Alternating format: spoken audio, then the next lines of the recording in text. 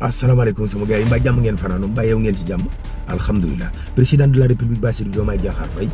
day jublu na ci li nga xam ne moom moo di ambassade yi ndax fi mu nekk nii mu ngi soppar ñi dëkk yu ci baree ngi changé seen ambassades yeeg seen consul yeeg yooyu ngir Sénégal mën a joyantiku projet de loi bi nag ñu ngi koy nekk ba tey ci assemblée nationale googa moom dafa am ku ñu naan Thierno Sy bokkoon ca Pastef moom dafa am atte boo xam ne daf koo daan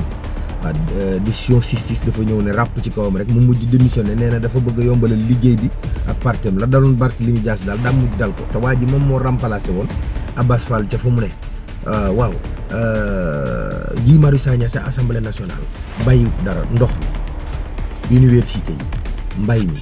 ñëpp la interpellé rek Guy Marius Sagna fi mu nekk nii daa teg soog gouvernement bi fi ne ne leen nañ liggéey waaw ndax liñ diggante woon ak askan wi faaw nu def ko Abdou Karim Gueye xurum xaq moom dafa demoon ca buntu assemblée nationale ba doon fa yóbbu ab lettre ngir